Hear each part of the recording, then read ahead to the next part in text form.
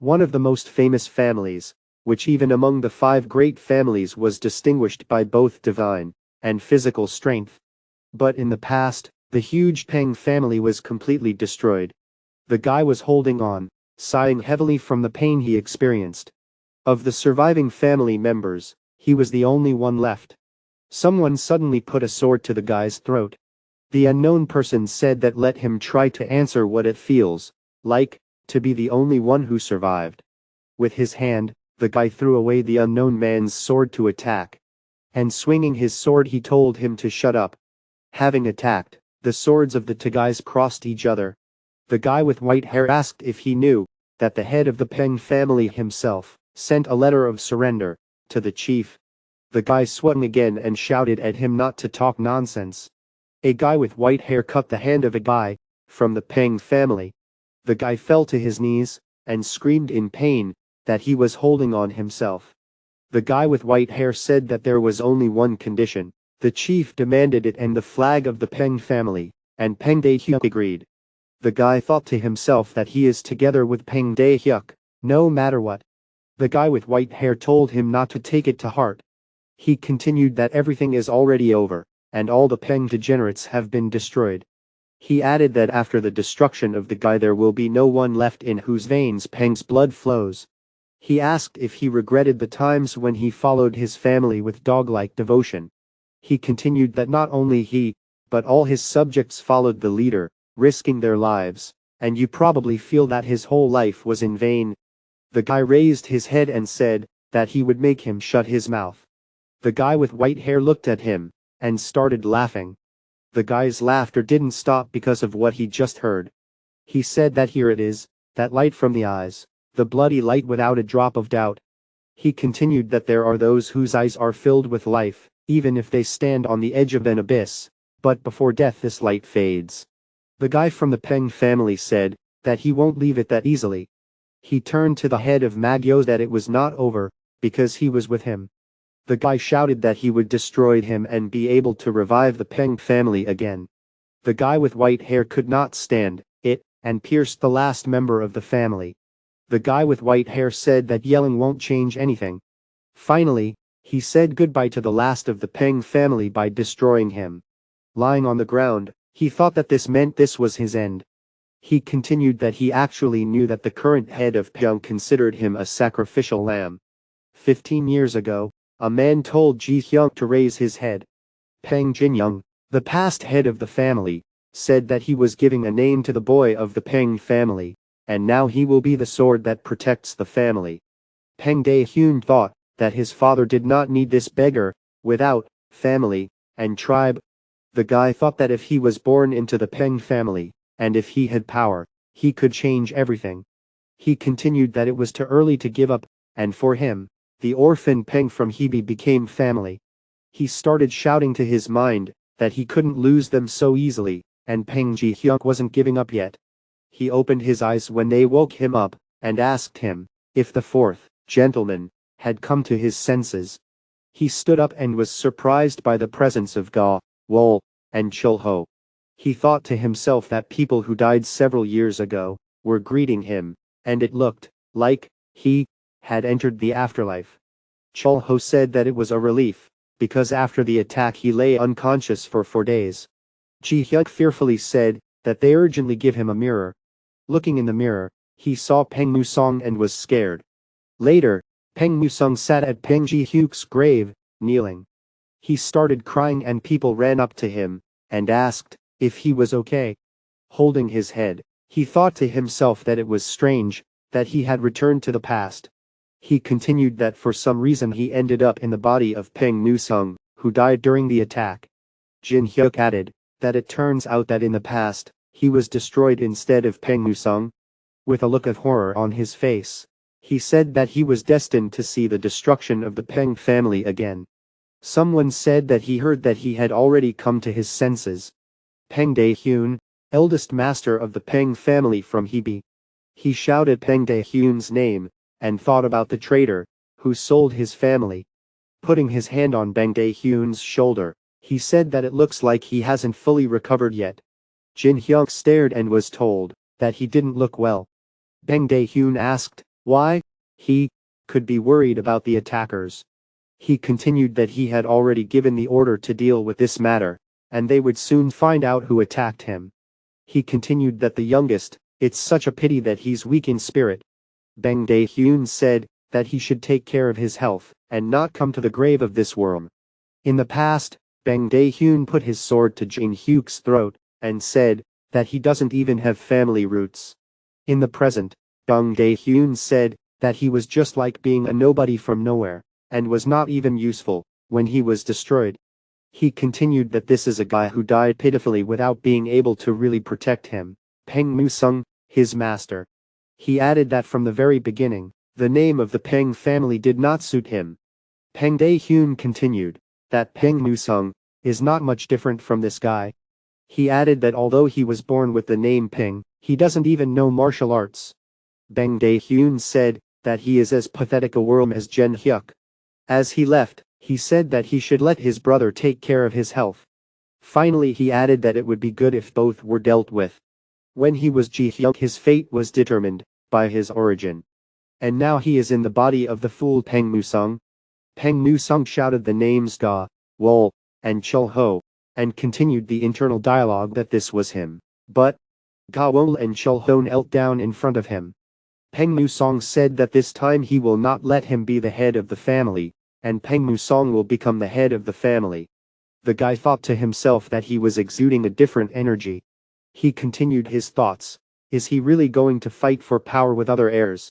The girl shouted to the master that it might be rude, but he was too reckless, because the other heirs would not allow. The guy thought to himself that that's right, the fourth gentleman, who doesn't really know martial arts, wouldn't even dare to engage in such a fight. Peng Musong said that the girl was right when she said that he is pitiful and weak now, and they will definitely be in danger. Peng Musong said that he would still ask again if they would follow him. They raised their heads and Peng Musong thought that now Peng Ji-hyuk is dead, he will become a better person. They bowed before him once again, saying that they would follow Peng Musong. Peng Musong continued his thoughts that from now on he is the youngest son of the Peng family, from he be Peng Mu Song. Peng Musong said that we'll see what else he has. Continuing to meditate, he added that he would probably start with martial techniques. This is a big secret, but Peng Muso was afraid of the sword and blood, because of this he could not learn martial arts. Although he was not the most respected member of the family, he still had the blood of Peng in him. And he said that we need to check if there is still hope. Suddenly, while he was meditating, everything began to fly around him. Later, he ran through the training field of the 4 columns, and said that only a month had passed. Chul-ho said that during this time he has changed beyond recognition. Ga-wol said that however, he is going to become the head of the family, which means he will participate in the head selection competition.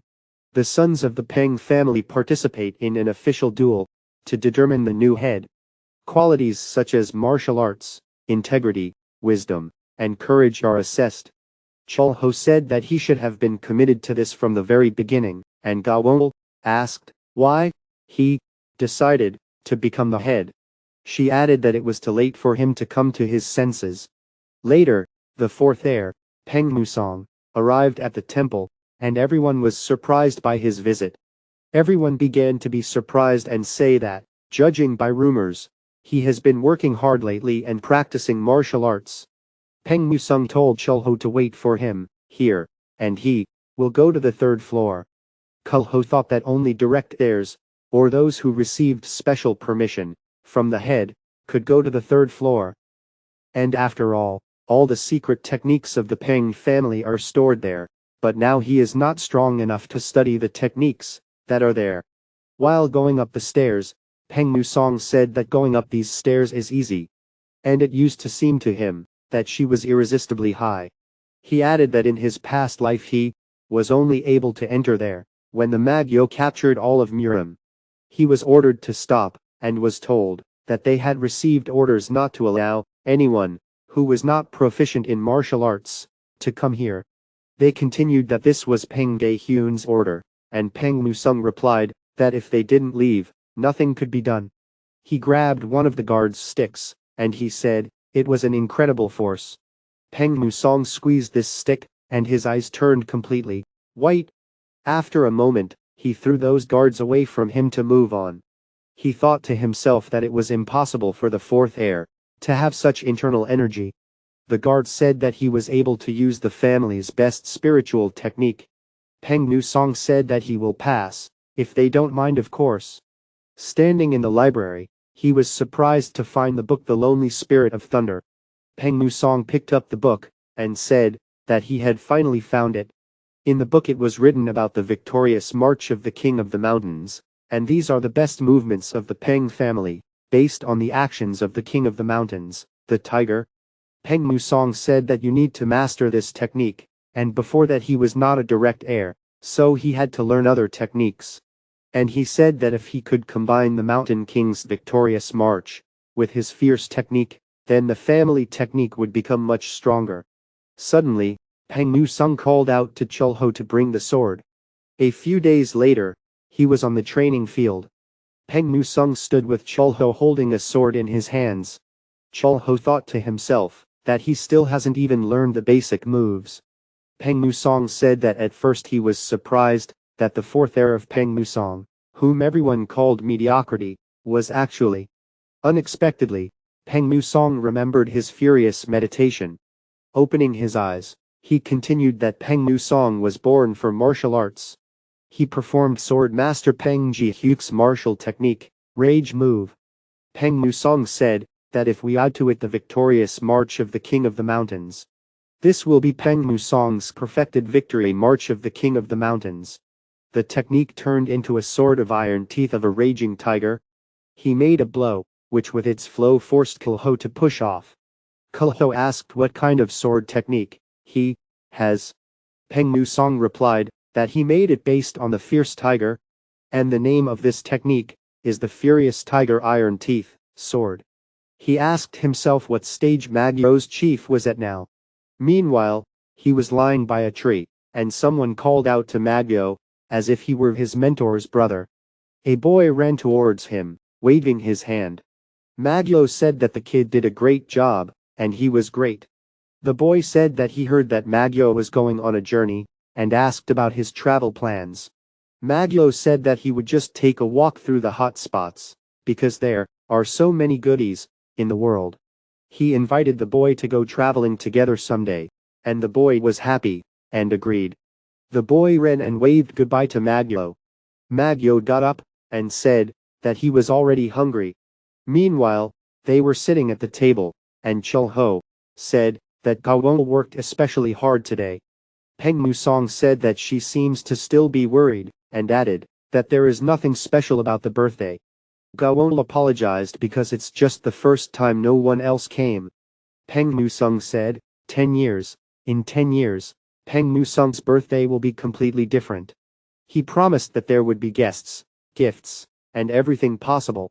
Someone shouted for the baby to come to him, and Gawon recognized the voice. He asked why he didn't run out. Seeing his tail, it was his older brother who came.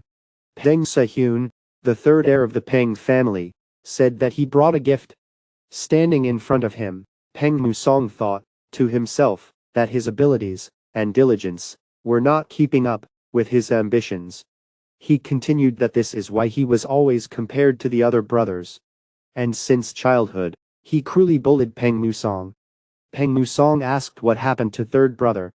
Peng Se-hyun said he couldn't ignore his only youngest's birthday. He threw a box of various insects onto Peng Musong's face. Peng Se-hyun laughed and told him to catch his beautiful gift. Peng Musong held the centipede in his hands with absolute calm. And a moment later he crushed it right in his hands. Peng Musong said that he came to the birthday party of his younger brother, who almost died, and although older, he was not smarter. Angry, Peng Se-hyun asked how he didn't get more. He added that Peng Musong had completely lost his mind, and he did not become immortal if he was saved once. In a fit of anger, Peng Se-hyun swung his fist at him.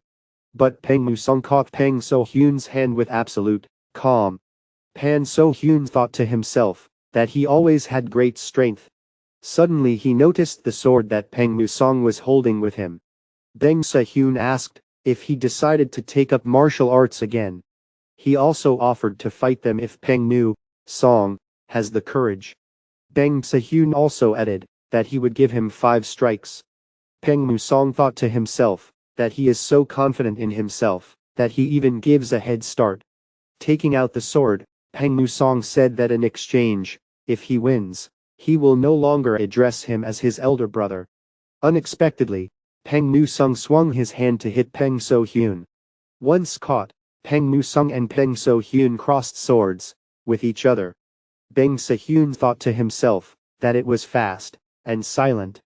Peng Nu Song said great, and now there are 4 more hits left. Peng So-hyun winced from the pain that Peng Nu Song inflicted on him. Peng Nu Sung asked if everything was okay, or if he should fight him like a girl.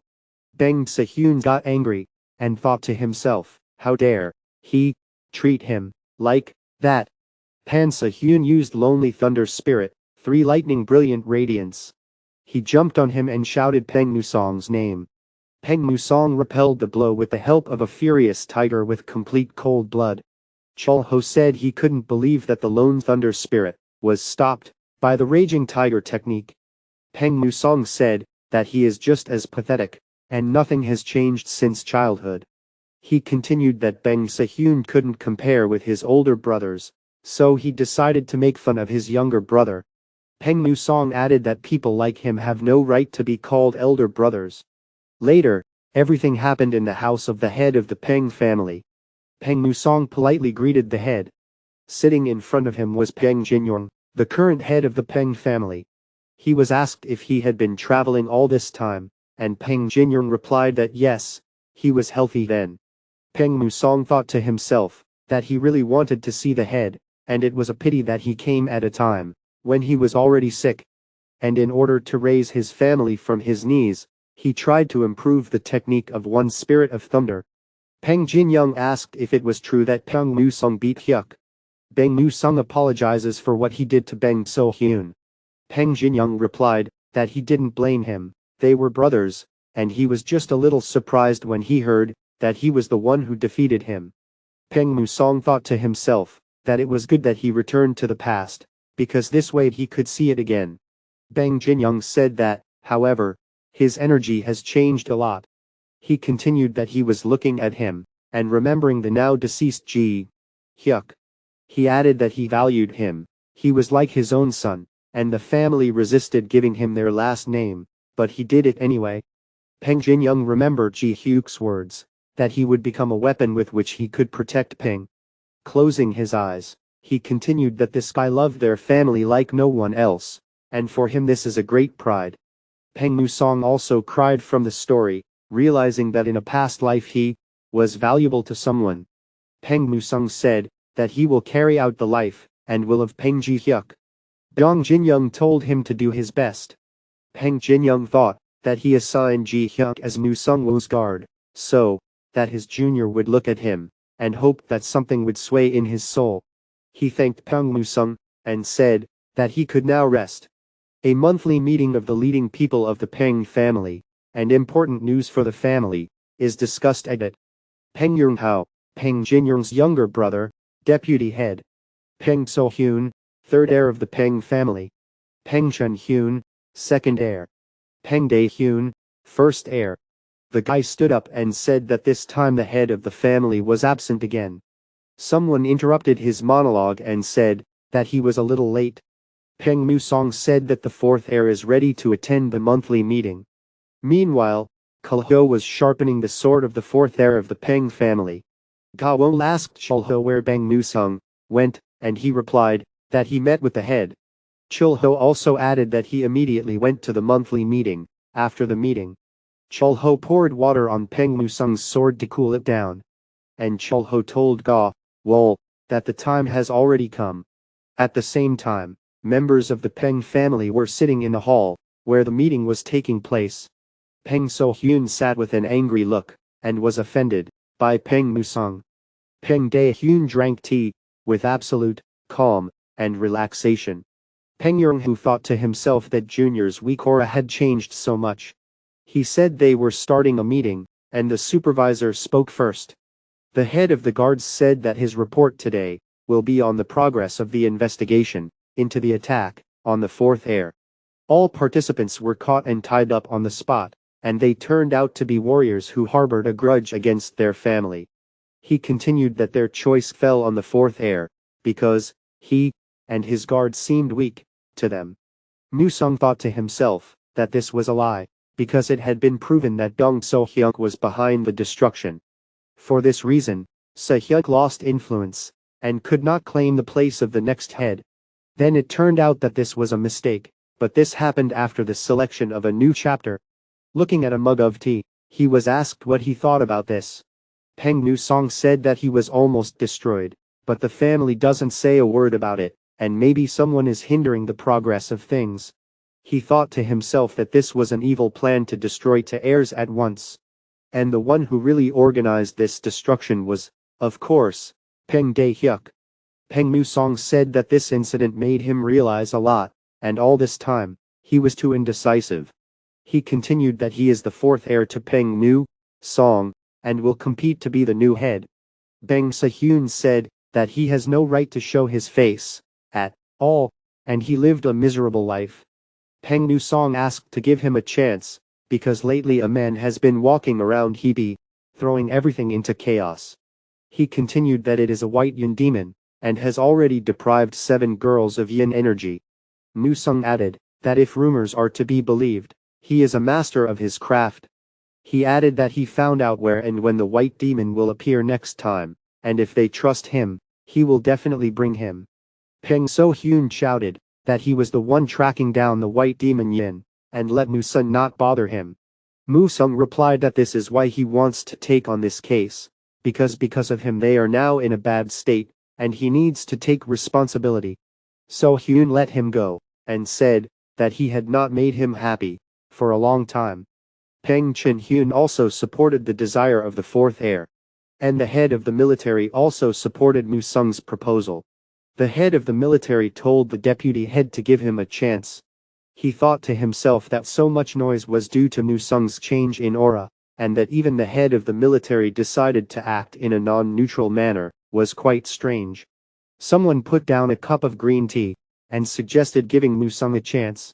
Peng Dae-hyun continued that he is their blood and isn't any direct descendant of the family who wants to get the position of head.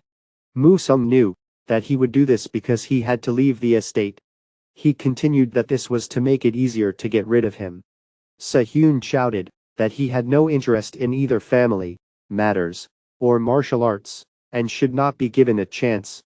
Nu-song told him not to worry because he is not well right now, so he will try to catch the white yin demon instead of him. Nu-sung whispered to him that if So-hyun doesn't trust him, then they can go to the training field again. The deputy stood up and said that on behalf of the head, who is now absent, he declares that they will allow Musung to do this. Musung thanked for this chance, and said that he would definitely bring the white yin demon. Dae-hyun asked how he was able to find out where the white demon yin would go next. Musung said that according to the information he collected, his next target would be the ghostly Twin Mountains. He added that in this place there is a fortress of a small family, and the second daughter of the head is the goal. Later, at the ghostly Twin Mountains, Chul-ho said that this place is far from where he hunted in the past. Musung turned around and said that he had learned something. All his victims had one thing in common. He continued that these were moles on the neck, and because this detail is so insignificant, everyone missed it. He thought to himself that, of course, without memories from a past life, he would not have been able to guess. In his previous life, Pan Se-hyuk kept missing the white yin demon, and the number only grew. Chul-ho asked how he knew that the second daughter of the Sarin fortress had a mole, and Musung replied, the same as the white demon. He continued that rumors floating here and there can tell a lot, and asked whether there are many girls with moles on their necks. Cho-hol said that lately Musung has not been like himself, and even his speech has changed, and he, as a warrior, is interested in knowing how he trained. Kul-ho added that he was interested in how he got the energy, and this unusual sword technique. Musung said that Peng Ji-hyuk showed him this technique. Musung told Cho Hol not to pay attention, he just said it like that. Suddenly, they grabbed their swords, sensing someone's presence. Cho Hol asked if he saw something and Musung said that he imagined it. Musung said to go, because they still have a very long time and a long way to go. Someone stood in the middle of the wind in the fog of the dark night. Ga Wongle stood and asked if they noticed her. Courtyard of the Sarin fortress, a girl sat in a circle of flowers. She smiled looking at nature, and yellow butterflies flew around her. Meanwhile, the guy was sitting on a tree and looking at the girl. The white demon Yin said that this girl is the second daughter of the head of the Sarin fortress. He continued to examine in detail the daughter of the head. Looking at her birthmark, he suddenly remembered his mother. He remembered his mom holding him by the neck and telling him he was dirt. He found it difficult to breathe because of his childhood memories. Looking at his hands, the white demon Yin said that he is not dirt. Later at night, the white Yin demon quickly moved towards the fortress. He landed in the garden where the second daughter had previously sat. There was dirt on his clothes, which the white demon removed with his hand. After a while, his shadow was already standing near the sleeping second daughter. The white Yin demon's hand had already reached out to her to do the same as his mother. As he approached, he noticed that the mole on the girl's neck had disappeared. Standing behind him, Peng Musung asked if he was surprised that the mole was missing. White Demon Yin asked who he was and what he was doing here. Musong said that he didn't need to know and called him the disciple of the Blue Ice Demon Yin. He continued that judging by the reaction, everything is correct, and it's good that he was allowed to wait here. The white demon asked if he was a mercenary who was sent by his mentor. He added that no matter who he is, it's not too late to retreat if the guy wants to live. Peng Musong smiled after hearing the white demon's words. They started their fight by running outside and hitting each other. White Yin demon swung to strike Peng Musong. With his hand he touched the sword of the fourth air. Peng Musong's fingers let go of the hilt of the sword he was holding. But unexpectedly, he struck the white demon Yin with his sword. White Yin demon leaned back after being hit by Peng Musong. The white demon Yin shouted that he would turn him into ice.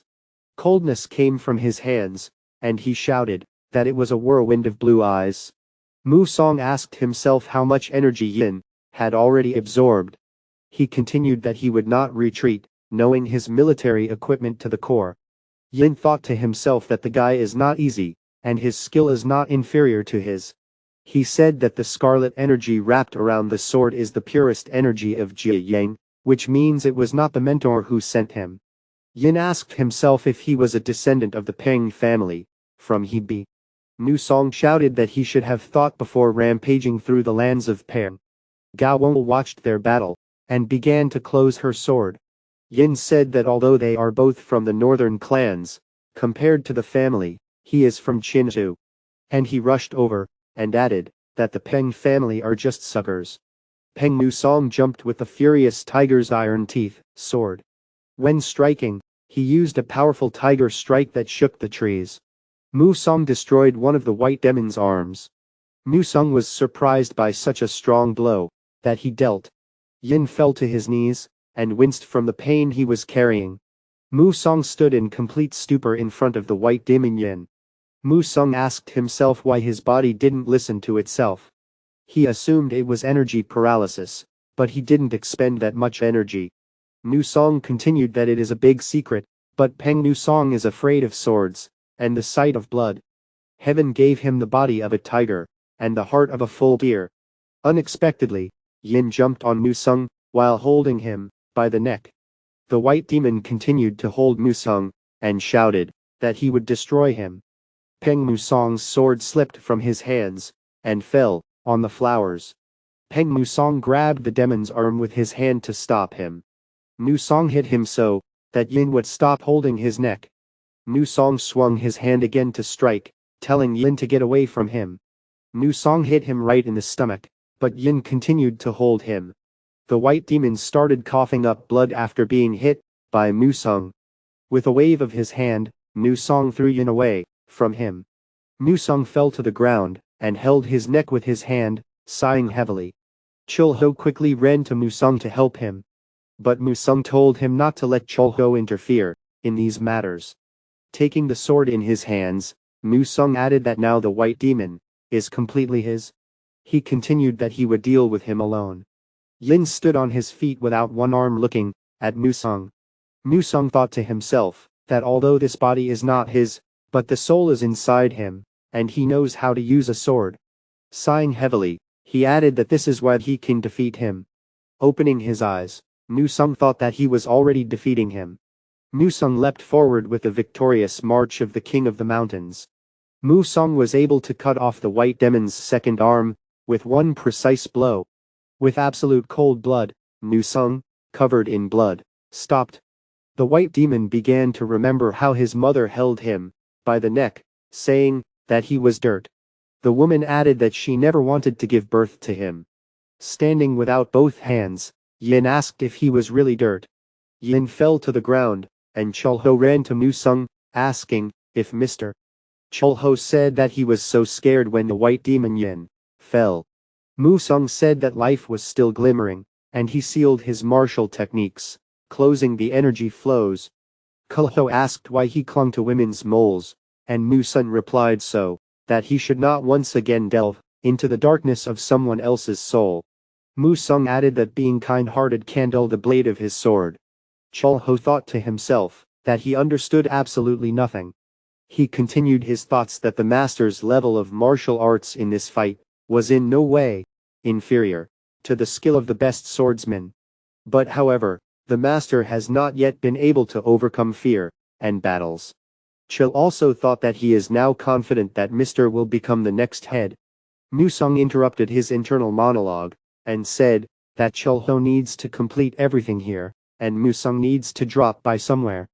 Chulho asked where he was going and why he was leaving. Musang replied that he was going to the top of the ghostly twin mountains. Some time later, Musang was already at the cleft of the phantom twin mountains. Some vines and tree roots blocked Musang's passage. Musang cut the vines that prevented him from going further. Standing near the cave, Musang said that this is the same place.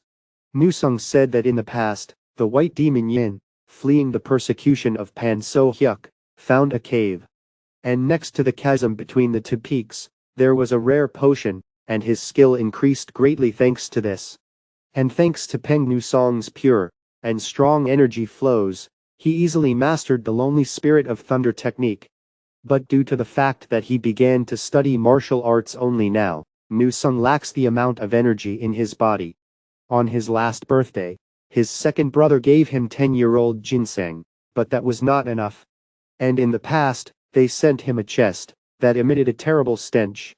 Gawol covered her nose and said that this was the first time she felt such a stench, and Chulho asked who the sender was. Gawol replied that the one who sends gifts anonymously every year, and Chulho said that there are also strange notes for them. Musang said that this is a medicine against 100 poisons. Chulho said that this potion can neutralize 100 poisons, and asked who could send such a rare thing. Musang thought to himself that it was rare, but it wouldn't be able to add spiritual energy to him. Already in the present, Musang said that that's why he came here. He continued that who could have guessed that the maize flower grows here. Musang continued that the flower is valuable, but it only increases yin energy. He suggested that for the white demon Yin, who uses techniques based on it, it is useful, and Musang uses yang energy. Suddenly, Musang remembered something that could help him. He took out from his pocket a chest that an anonymous person had sent him. Musang said that now someone may need a flower, and thanks to him, there is no need to worry about money. After a while, Musang crawled out of the cave he was in. Musang said that he didn't think that he would be followed here too, and he doesn't want to ignore her presence anymore. He added that at first he wasn't sure it was her, but now he saw her. Musang continued that he told Gawol to wait for them at the fortress. Gawol came out and said that it turns out that Mr. knew about her. Musang said that she had been following him since he left the Peng family's house, and she was surely the killer sent by his elder brother. Gawol says that's not what she's talking about, and asks why he wasn't surprised to see her like that. Musung asked what that means. She wants to know how he understood everything. He began that silent steps and breathing distinguished her from ordinary people.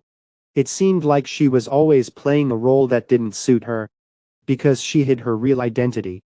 She said that it was surprising that he noticed this, and Musung said that they spent more time together than apart. He added that she was always there and protected him. Gao asked how he knew that she was a murderer. She continued that she is from the clan of Heaven's chosen killers. Musung was stupefied because he remembered something, because of her words. He remembered that this is the same clan, the head of which is the king of killers, one of the 10 best mercenaries. Gao said that her clan is one of the top 3 mercenary clans in Murim, and she is one of the best there. She continued, and if she decides, even the master will find it difficult to avoid destruction. Musung asked what she was trying to achieve, and Gao told him to refuse to participate in the competition. Musung clenched his fist, and asked if Beng Dae Hyuk hired her. He added that he refuses her offer and he cannot give up.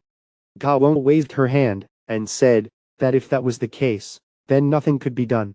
Gao remembered how in the past she stood and held Madam's hand. The woman said that Gao could call her sister one last time, just like in the old days. Gao said that the lady should live without letting go of her hand. The lady told her to protect her son, her Musung. Gao cried and fell on the lady's blanket screaming sister. In the present, Gazel's blade was already at Musung's neck. Musung calmly said that she couldn't do it. He added that he doesn't know how it is with others, but she won't betray him. Throwing her head down, Gao began to shed tears. Gazel's blade fell, and she began to ask herself why Mr. Gao repeated why he was choosing the most dangerous path, and apologized to her sister in her head for not being able to protect him. Musung apologized for making him worry, but he won't change his mind. Gao said that Musung's late mother was her head's only daughter. Musung thought to himself, what does his grandfather mean, king of killers?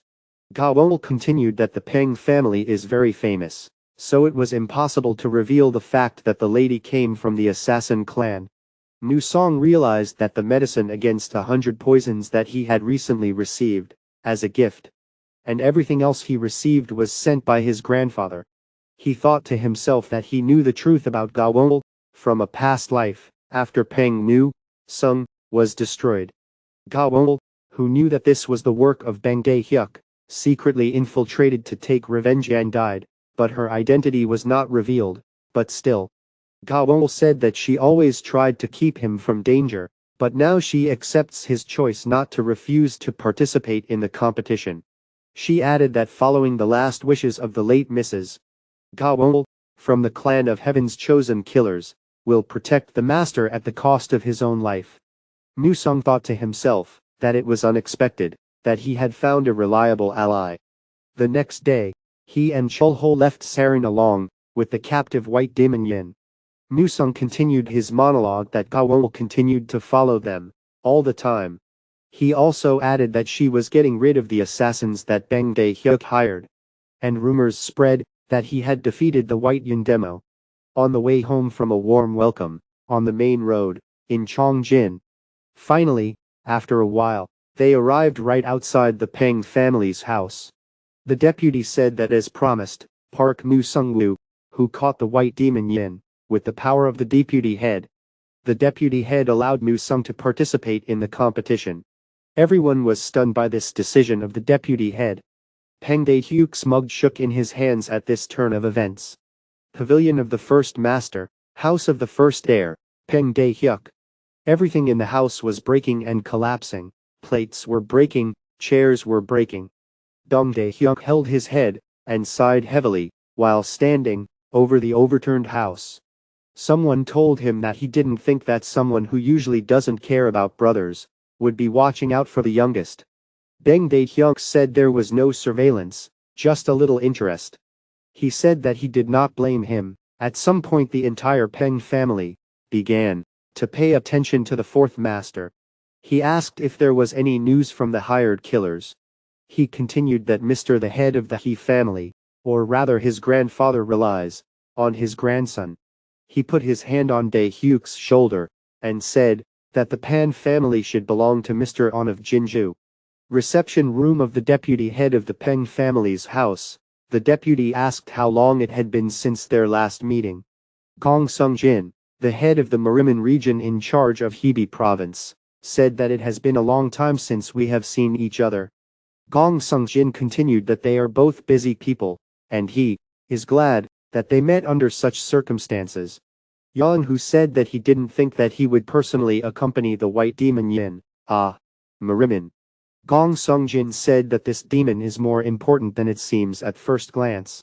He added that he could not even imagine that Yin was the favorite disciple of the heavenly ice demon, one of the 5 great criminals of seduction. Sung-jin asked if it was true that the 4th master managed to capture him. He added that he was a weak child of the head, who could not master martial arts.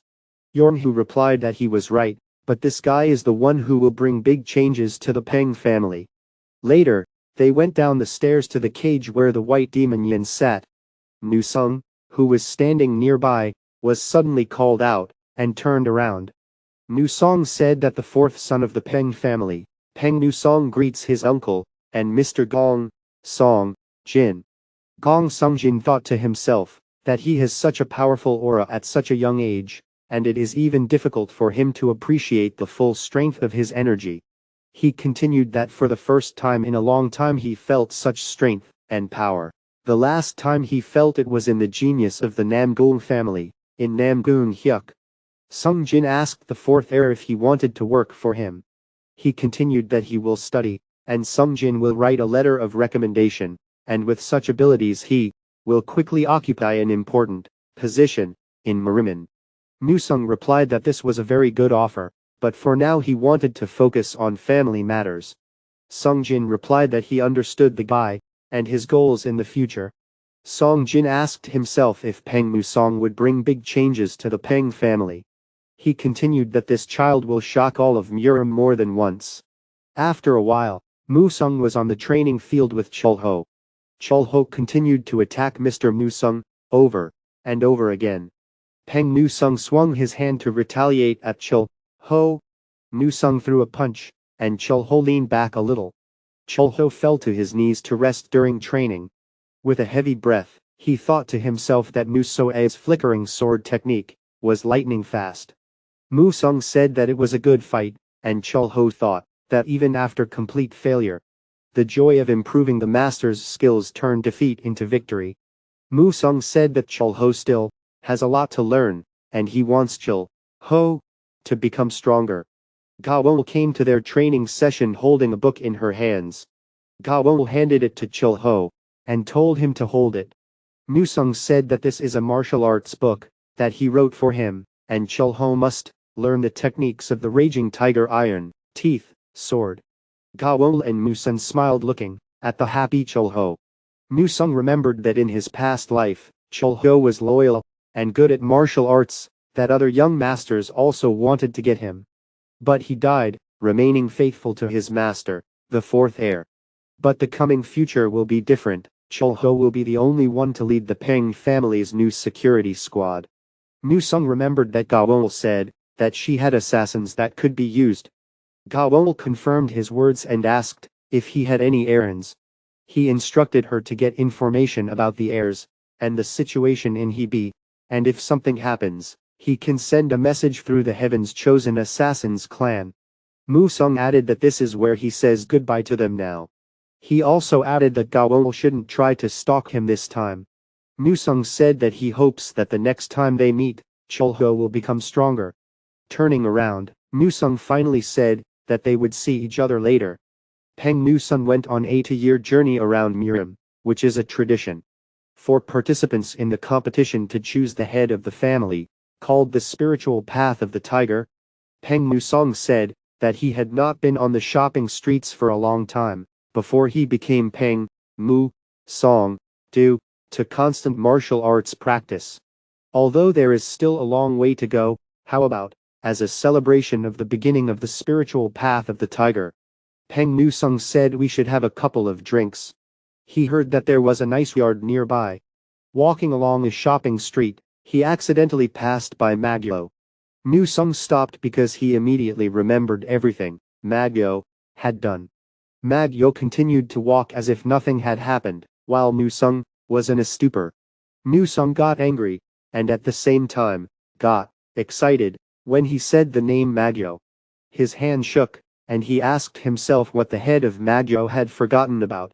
He added that this is his chance, and if we get rid of him now, there will be no war.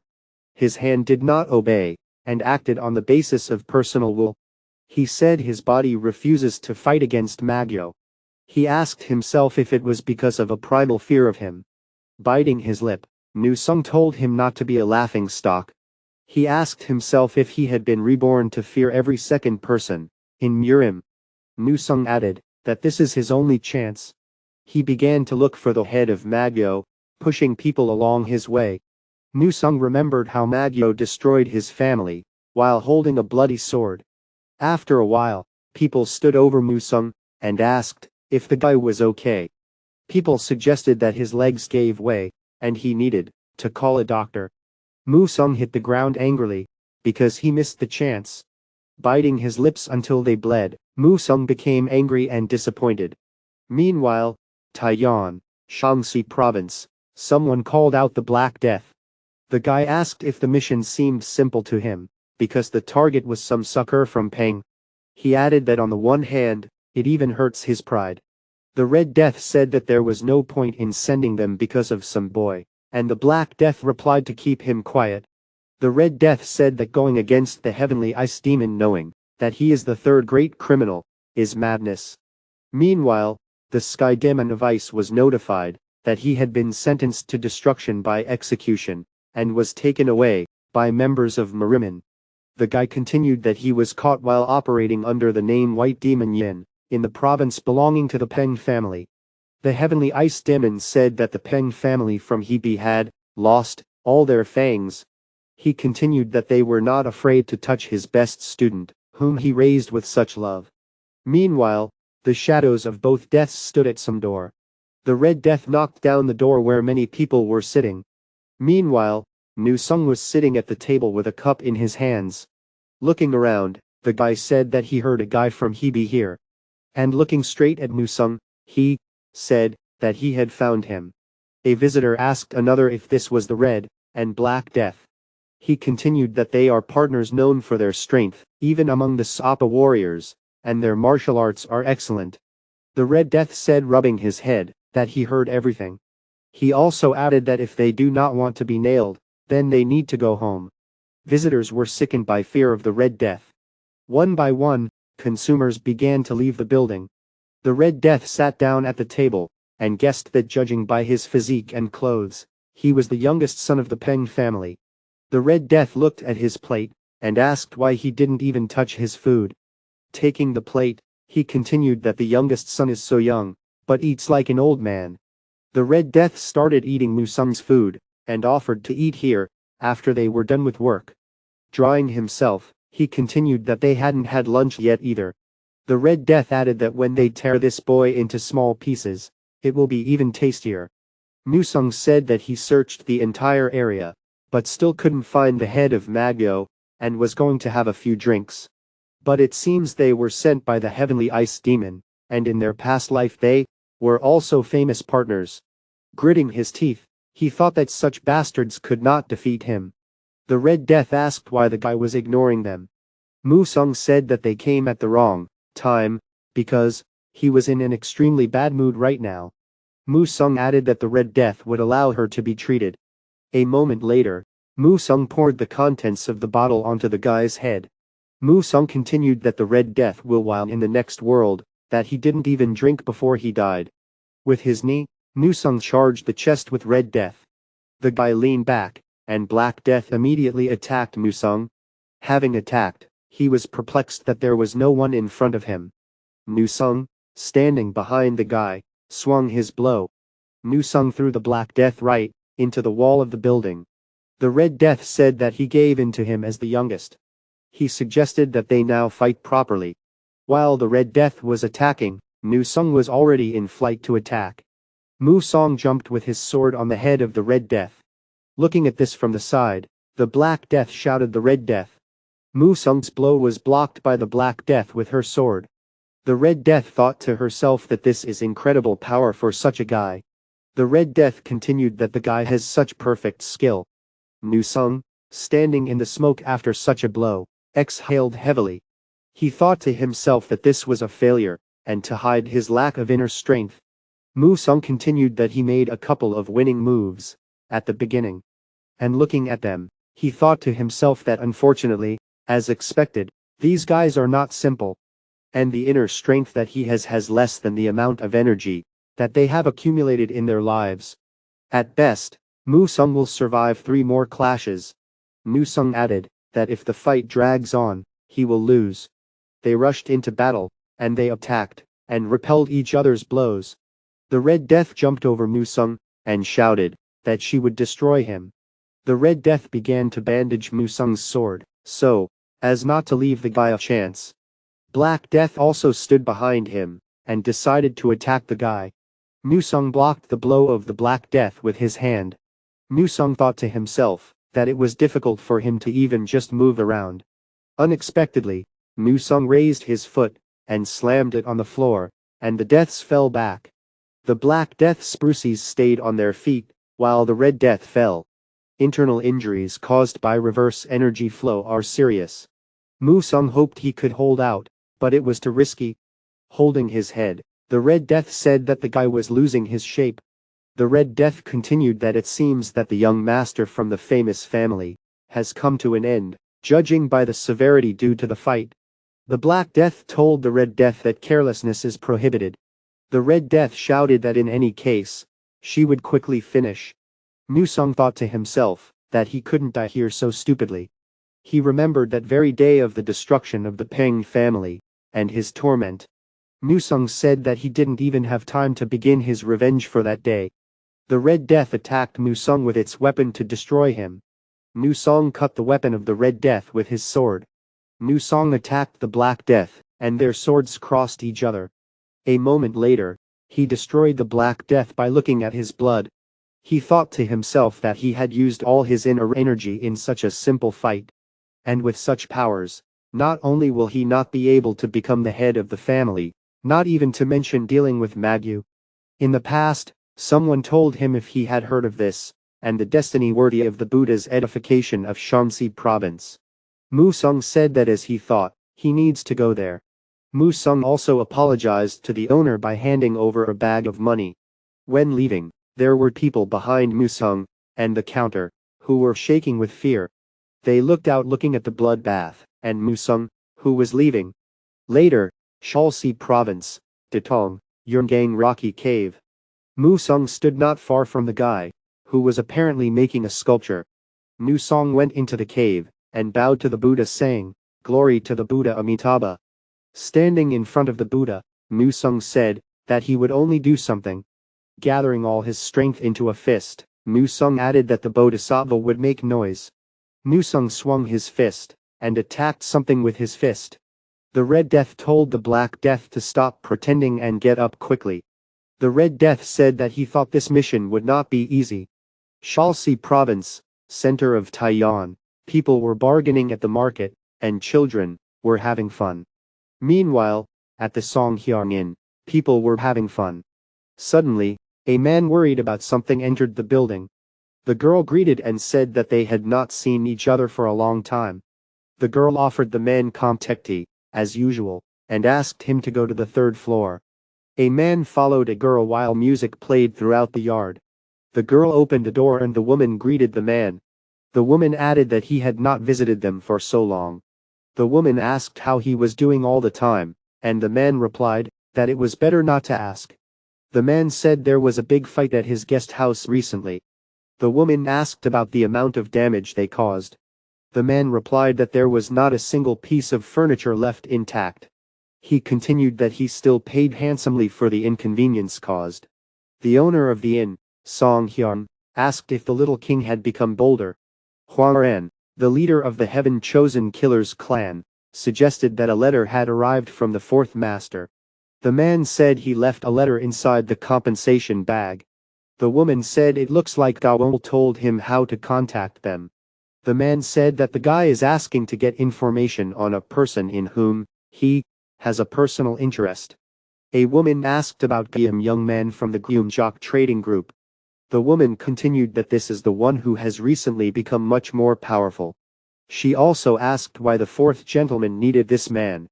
Continuing to read in surprise, she said that if we are talking about that temple, she exclaimed that they must hurry, and the man the heir was looking for could die within the next few days. Meanwhile, Musung made a hole with his fist, and said that everything was as that monk said. Before him stood the image of a skeleton resembling a monk.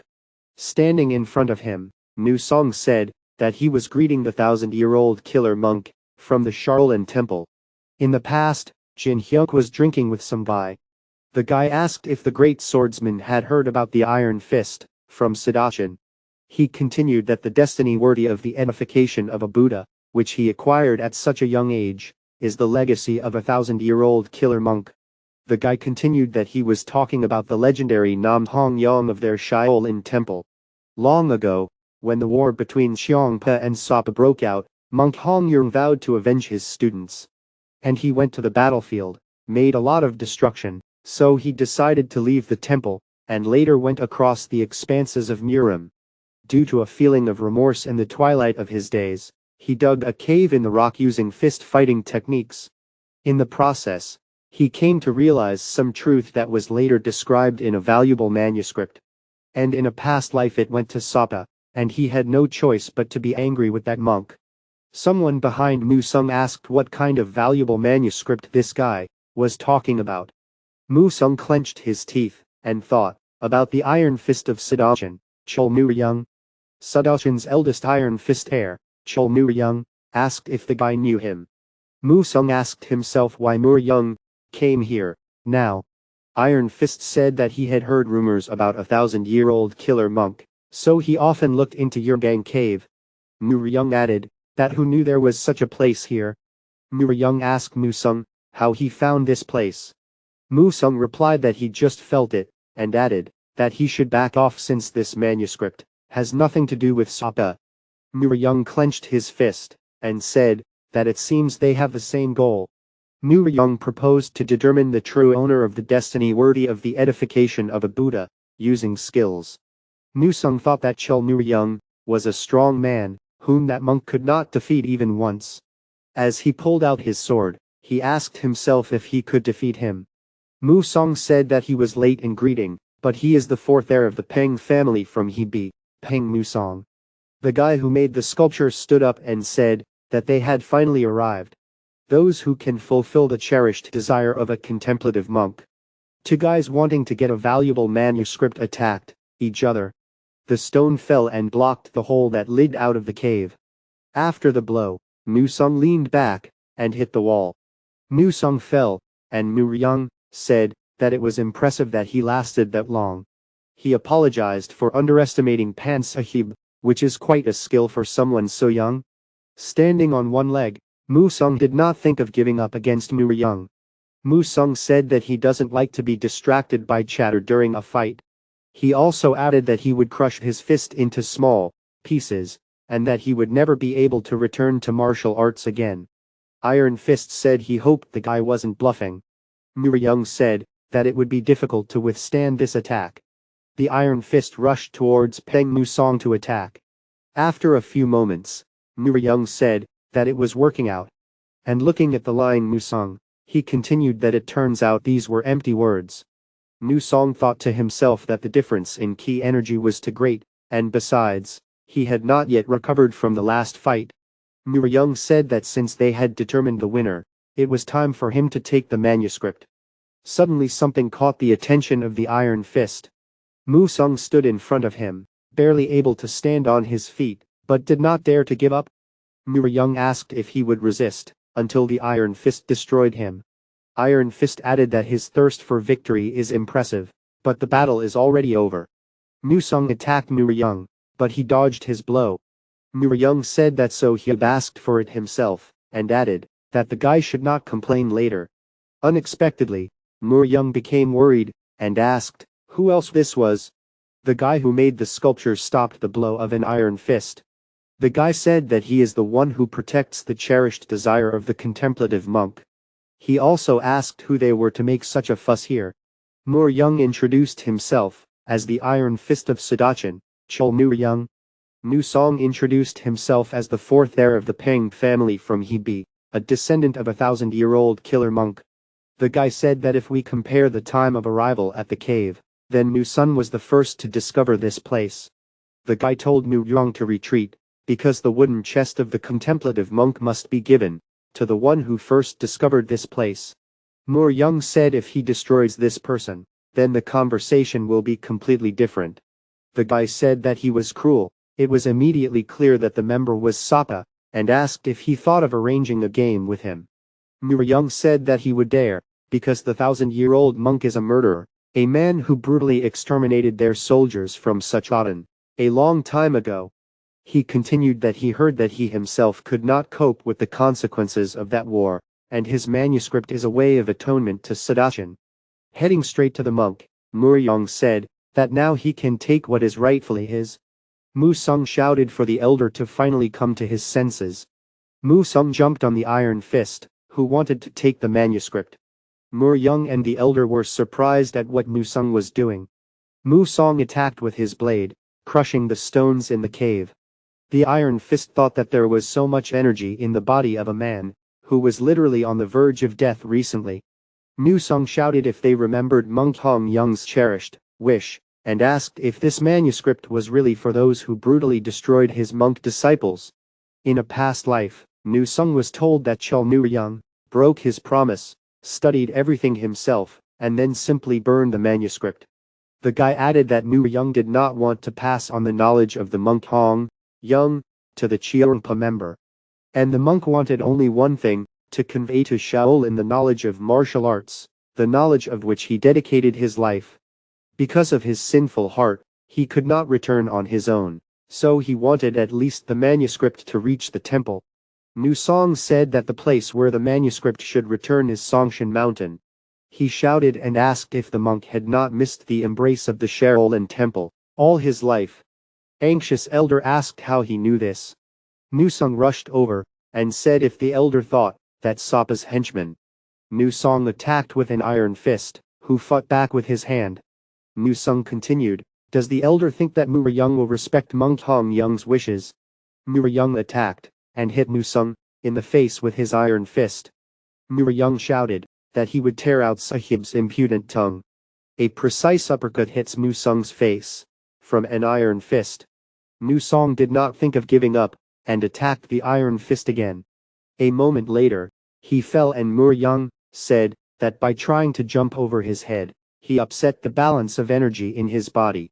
Moor Young said that Sohyub should be glad that he didn't destroy him, and Sohyub is really an annoying opponent. The Iron Fist said, although the guy lost, at least he tried, but now it's time to say goodbye. The elder attacked the Iron Fist that wanted to end the battle. Later, they asked Nu Sung if he had come to his senses, calling him small. Nu Sung turned his head and asked where Chol Moor Young was. The elder replied that he was young Master Sadachin, a busy fellow, and left while Nu Sung was passed out. Mu Sung said that he even felt ashamed somehow. The elder said that Nu Young was not an easy opponent.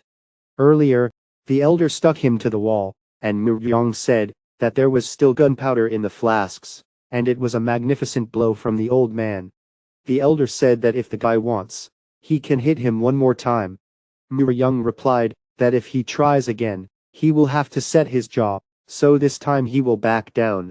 Looking at the prone Nu Sung, he added that who would have thought that in addition to the swordsman Nam Nguyen Hyuk, there was an outstanding younger person in Cheongpa. Mu Young told the old man to tell little Peng that when they next met, he should be ready to give up his life. In the present, Nu Sung said, which means it's better for them not to cross paths with him for a while.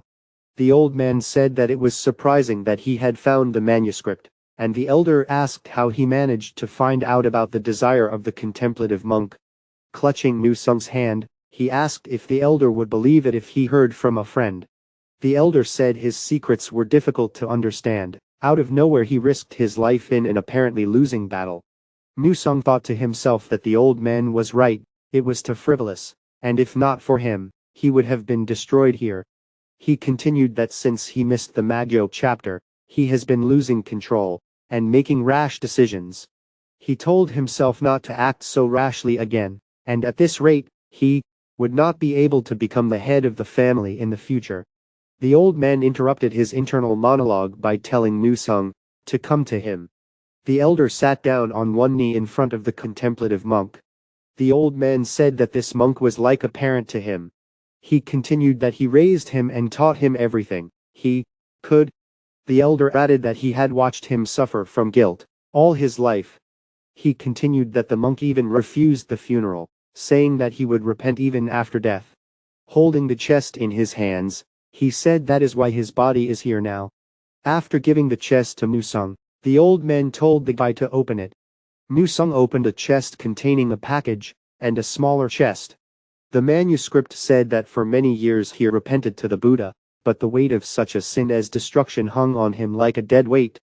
In the end, he failed to return to Songshan Mountain. The owner of fate reading this letter, he grants him Dahuandan from this chest. In exchange, he must hand over this manuscript to the Shaolin Temple, and this is the least he can do to atone for his guilt. Musang asked why he did not entrust this to the elder, because if this chest fell into the hands of the Sapa. The old man interrupted Musang, saying that he was like that, he decided to trust fate. Opening the chest, Musang saw Dahuandan containing pure Shaolin water. Purifies energy and blood, and is also able to increase ki energy many times over. The old man said, now the manuscript is his, only he has one request. If he goes to take the manuscript to the Shaolin Temple. The old man asked Musang to convey that the monk did not find peace after death.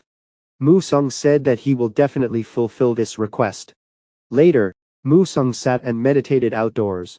He thought to himself that Dahuandan, which is rarely given even to students of the Shaolin Temple, is now his.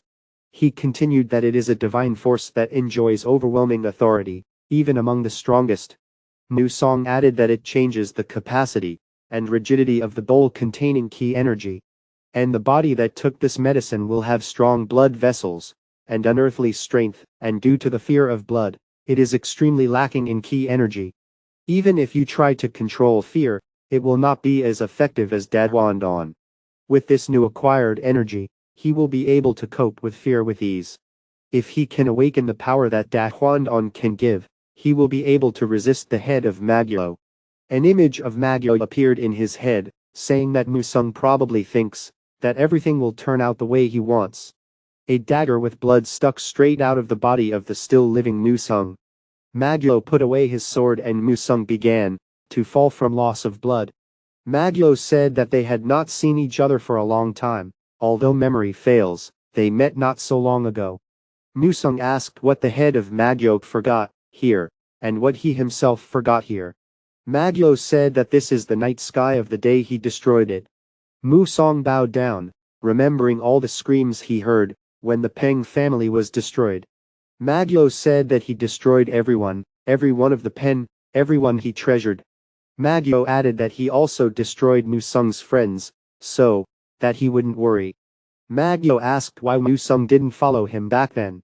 Magyo added that the guy was scared, and such a weakling would really not be able to resist him. Musang thanked Magyo because thanks to him he understood something important. He continued that it was true that he was still weak, and he almost fell for the speech of his inner demon. Musang added that if this had actually happened, Magyo would not have known the truth about him being a great swordsman. Musang told him to fuck off, because he can't stand him. Standing on the rock, Musang told him to wait a little longer. He continued that he would overcome everything, and would stand in front of him again, and the first gate on the path to the state of overflowing power had already been passed.